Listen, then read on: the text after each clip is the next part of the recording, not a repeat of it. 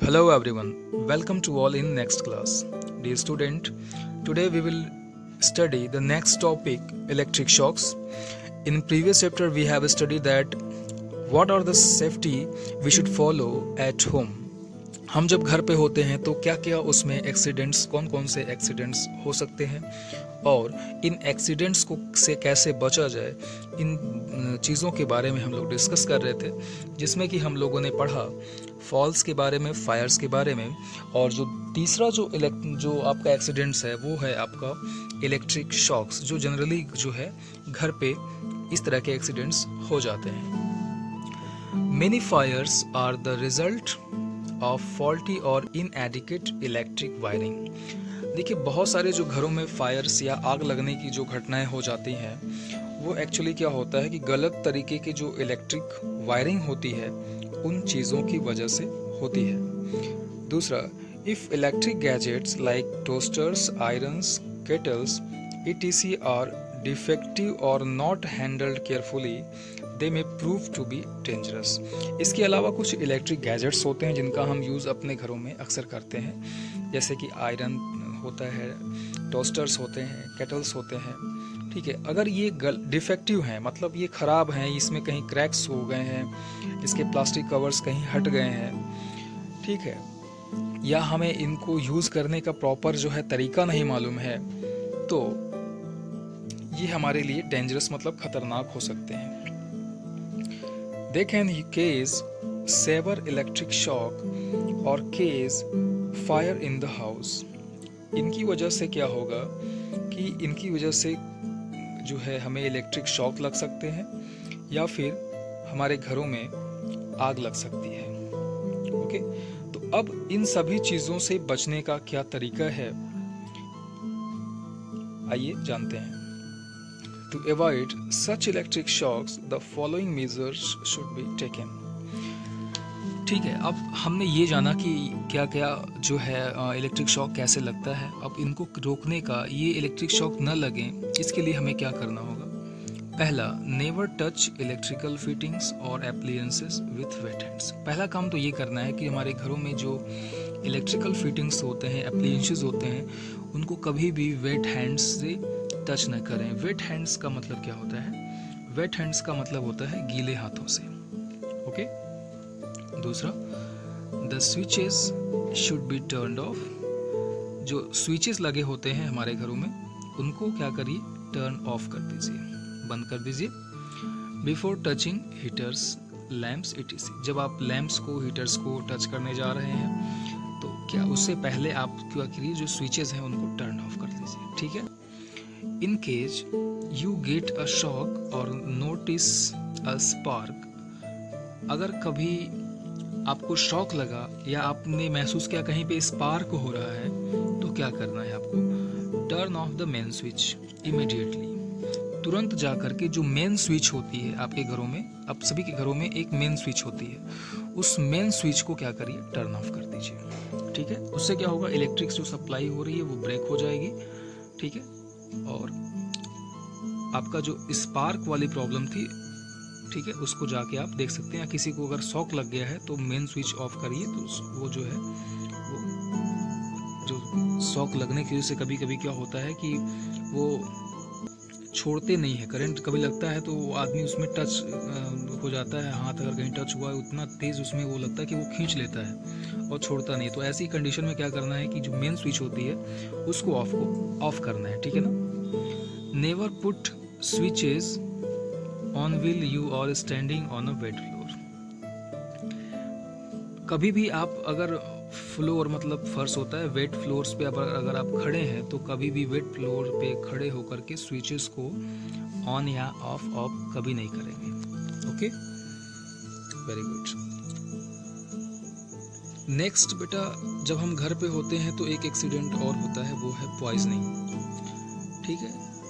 Poisoning मतलब, poison मतलब जहर होता है. अब पॉइजनिंग मतलब जहरीला हो जाएगा. तो ये जहरीला या क्या होता है, कैसे होता है, इसको ये समझते हैं. Poisoning is also a common kind of accident at home. Poisoning जो है हमारे घरों में एक कॉमन तरह का जो है एक्सीडेंट होता है. कैसे होता है ये जानते हैं.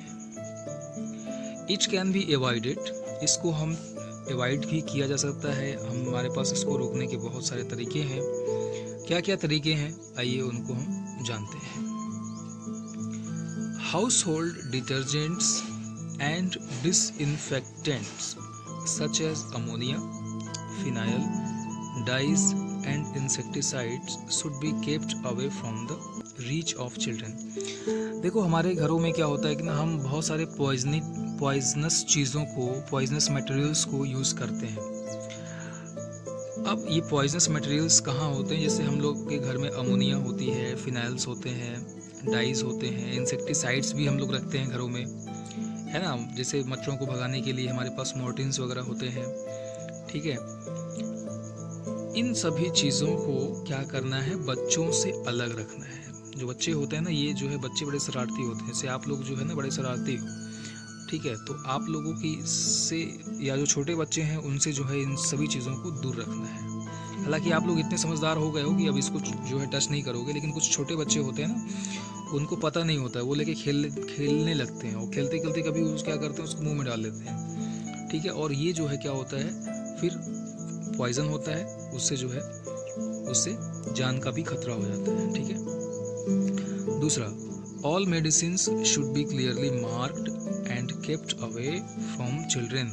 जितने भी आपके घरों में जो मेडिसिन्स होते हैं ना, उस पर मार्क लगा दीजिए। मार्क का मतलब क्या होता है, मार्क का मतलब होता है कि ये मेडिसिन इस चीज़ के लिए बनी है। जैसे कुछ मेडिसिन होती हैं जो फीवर के लिए होती हैं, कुछ जो है किसी और काम के लिए होती हैं, और उसका एक एक्सपायरी डेट होता है। वो एक्सपायरी डेट जो है वो अच्छे से उस पर लिख दीजिए। कभी कभी क्या होता है कि वो एक्सपायरी डेट नहीं दिखता है, तो उसको बड़े अक्षर में ब्लैक मार्कर होता है आपके पास, उससे वो लिख दीजिए वहाँ पे, ठीक है। और अगर वो एक्सपायरी डेट हो जाता है तो उसको बाहर फेंक दीजिए, ठीक है। या फिर अगर एक्सपायरी डेट नहीं है तो उसको डिब्बे में किसी पैक करके उसको सेपरेट जगह पे उसको रखिए। Do not take medicines on your own. दूसरा है मेडिसिन्स, जो हम लोग कभी कभी क्या करते हैं, अपने से खुद से मेडिसिन ले लेते हैं, खुद से डॉक्टर बन जाते हैं। ये काम नहीं करना है, खुद से डॉक्टर नहीं बनिए आप। खुद पहले जब भी आप मेडिसिन लोगे, अपने से बड़ों से कंसल्ट कर लीजिए या फिर डॉक्टर से कंसल्ट कर लीजिए, okay. Stale, spoiled and exposed food can cause food poisoning. इसके अलावा जो स्टेल मतलब बासी, स्पॉइल्ड मतलब खराब, और एक्सपोज्ड फूड मतलब जो खुले में रखे हुए फूड होते हैं, है ना, इनको आप न लेने का प्रयास करें। अक्सर हम लोग जब जाते हैं मार्केट में तो बच्चे क्या करते हैं, जो खुले पे जो फूड्स वगैरह रखे रहते हैं, जो ढक के नहीं रखे होते हैं। अक्सर दुकानों में देखे होंगे आप कि ढक के नहीं रखा जाता है फूड। बहुत सारी दुकानें ऐसे होती हैं, जो कम ही दुकानें ऐसी होती हैं जहाँ पे फूड जो है शीशे में या पैक करके आगे ढक के रखे गए होते हैं। तो खुले हुए जो फूड होते हैं ना, उनको आप जो है कोशिश करें कि उनको ना खाएं, क्योंकि वो पॉइजनिंग होते हैं। उस पर बहुत सारे जो है मक्खियाँ, मच्छर सब बैठते रहते हैं उस पर, ठीक है। इससे क्या होता है, वो फूड ख़राब हो जाते हैं, और जब आप उसको खाओगे तो फूड पॉइजनिंग हो जाती है। अब आप बोलोगे सर ये फूड पॉइजनिंग क्या होता है। कभी कभी आप देखोगे कि कुछ खा लिया आपने और आपको उल्टी होने लगती, दस्त होने लगती है, या आपको फीवर आ जाता है, वो फूड पॉइजनिंग की वजह से ही होता है, ठीक है।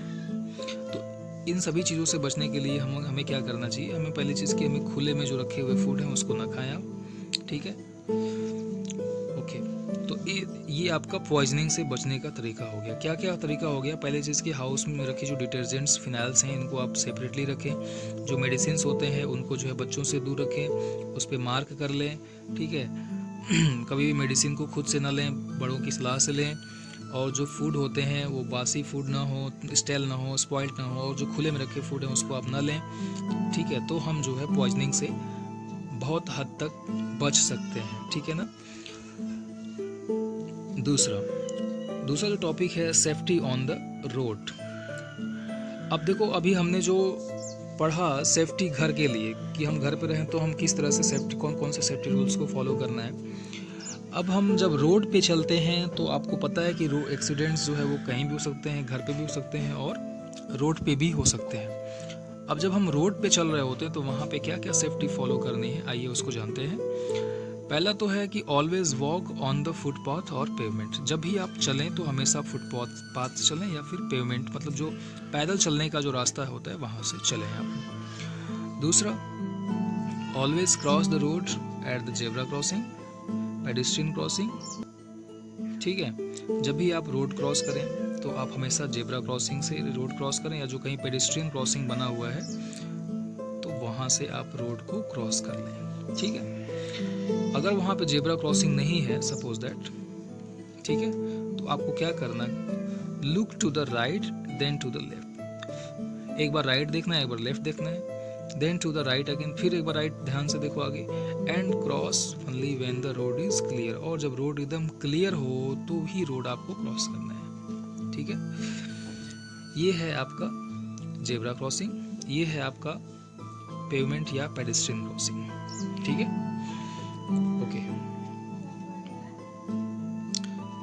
नेवर, दूसरा, never play on the road. कभी कभी कुछ बच्चे देखो, जैसे ये रोड पे जो है महाशय जो है ये खेल रहे हैं, ठीक है, ये काम आपको नहीं करना। Never play on the road. Look for vehicle about to take turn at the cross over before crossing the road. Look for vehicles, ध्यान से गाड़ी को देख ले, जब व्हीकल्स जो है क्रॉस हो जाएं, जब व्हीकल्स सारी चली जाएं रोड पर से, तभी आप जो है रोड को क्रॉस ओवर करिए। दूसरा, do not walk between the vehicles parked on the road. कभी कभी क्या होता है कि रोड पे व्हीकल्स खड़ी होती हैं ना, ये रोड होता है, यहाँ पे व्हीकल्स इस तरह से ये व्हीकल्स लगी होती हैं ऐसे, और ये पूरा रोड है आपका, और बच्चे क्या करते हैं, इन व्हीकल्स के बीच में से जाने लगते हैं। कभी भी भूल के भी ऐसा काम नहीं करना चाहिए। क्यों नहीं करना चाहिए? क्योंकि कभी भी व्हीकल्स कोई भी स्टार्ट होके कभी भी बैक गियर लगाने लगते हैं, बैक करते हैं या आगे पीछे आते हैं, ऐसे में क्या होता है, एक्सीडेंट होने का चांसेस बहुत ही ज़्यादा रहता है। ठीक है, तो ये हमने पढ़ा safety rules on the road. Road पे जब हम चलते हैं तो क्या क्या सेफ्टी फॉलो करनी चाहिए। ठीक है, नेक्स्ट टॉपिक है आपका सेफ्टी एट स्कूल। इसको हम लोग क्लियर करेंगे नेक्स्ट वीडियो में। Okay, thank you for watching.